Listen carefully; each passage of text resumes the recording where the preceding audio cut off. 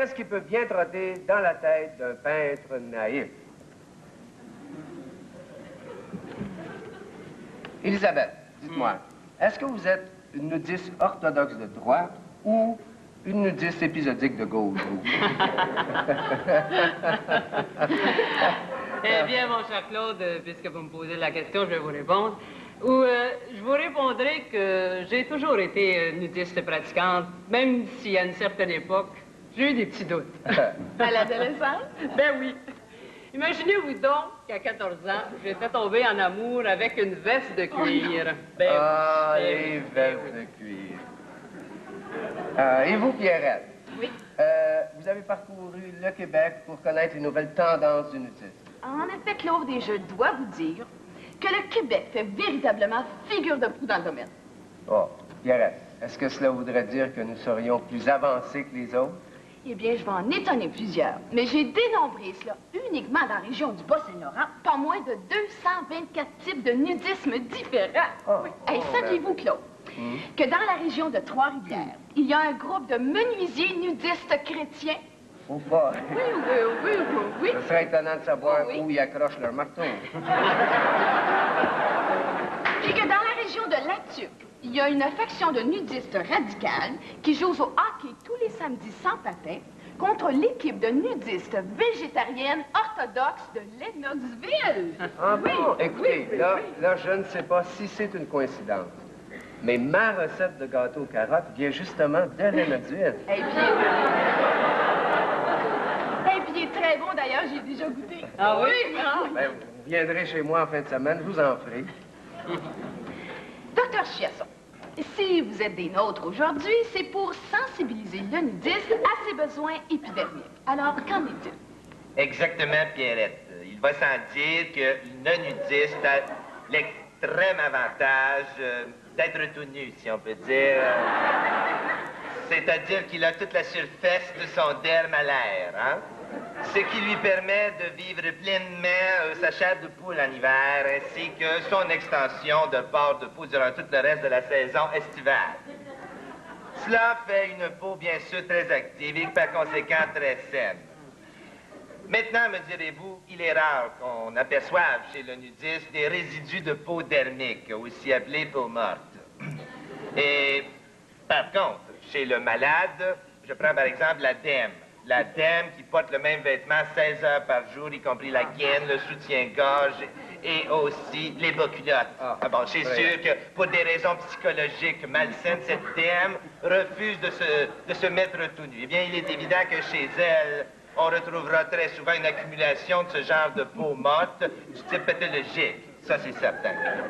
Ce genre de malade vient me voir souvent et se plaint de trouver dans sa baignoire des accumulations de peau morte, ainsi que dans ses vêtements en quantité abondante également, ainsi que parfois même dans les vêtements de ses amis. Que peut-elle faire? Eh bien, moi, je lui dis, pourquoi pas, lors d'une fin de semaine à la campagne, de se déshabiller tout nu dans la forêt ou un endroit reculé, et pourquoi pas aussi sur un lit de double. Il y a quand même une grande minorité de personnes qui ont de la difficulté à adhérer à la philosophie nudiste sans rire. Oui, c'est vrai que ça peut en faire sourire quelques-uns et je vous comprends d'une telle réaction, Claude. Mais moi, je dis, pourquoi pas faire un peu de prosélytisme et d'essayer de les convertir. Moi-même, j'étais la semaine dernière dans un centre d'achat et j'ai rencontré une dame qui m'a prié de me revêtir dans le rayon du congelé. Alors, je lui ai montré ma vérité et je pense qu'elle m'a toléré. Moi, je dis que si on les approche pacifiquement et qu'on essaie de leur parler avec dialogue, il est évident qu'on peut convaincre le grand public qui va s'ouvrir à nos idées à ce moment-là. D'ailleurs, la dame dont je parlais tout à l'heure s'est elle-même dévêtue par la suite, quelques heures plus tard, dans le rayon du biscuit Ritz. Et je pense qu'elle se sentait beaucoup mieux dans sa peau par la suite. Eh bien, docteur Chiasson, merci. C'est mon plaisir. Chaque année, les nudistes investissent des milliers de dollars dans des frais funéraires de toutes sortes. Et jusqu'à maintenant, on peut dire que la dépouille nudiste a été victime de ségrégation parce que, pour le dernier voyage éternel, on la forçait à porter un habit. En effet, la plupart des entrepreneurs du Québec se refusaient d'exposer le nudiste et de recevoir sa famille selon leurs convictions, c'est-à-dire tout nu. Eh bien, j'ai une très bonne nouvelle pour vous.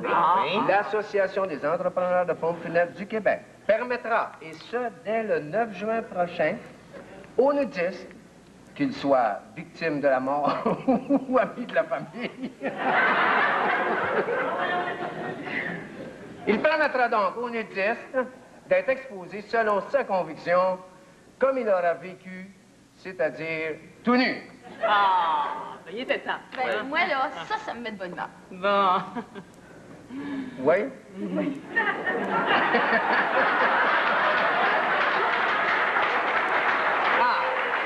Alors, Elisabeth, vous avez Oui. Elisabeth, vous avez, je crois, un invité très spécial à nous présenter. En effet, mon cher Claude, il s'agit du grand peintre nudiste québécois Armand Loiseau, peintre naïf. Monsieur Loiseau, vous vous exposez beaucoup. Moi, j'aime beaucoup ce que vous faites. Dans vos têtes d'enfants, par exemple, là, on sent que vous avez su exprimer toute l'angoisse là, humaine, sociale. Ah oui? Ben, oui, monsieur. Vous êtes bien Armand Loiseau, le peintre naïf? Ah. Demain soir, un ex-tueur à gages nudiste viendra nous commenter son nouveau livre de recettes. À soir, on mange du sushi. Notre chroniqueur, M. Yvon Lebrun, viendra nous entretenir des précautions à prendre en forêt pour les nudistes qui pratiquent le sport de la chasse à l'orignal. Et toi, Elisabeth? Eh bien, moi, le vieux Munich ouvre ses portes ce soir, alors, aux nudistes, je vais aller faire un petit tour. Ben, chanceuse. Puis moi, demain, je m'entretiens avec un groupe de nudistes qui font de l'aquaplane. Ah oui, tu oublies de dire, Pierrette, qu'il s'agit de nudistes nains du 3e âge. Ça risque d'être fort intéressant. Alors, à demain. Bonsoir.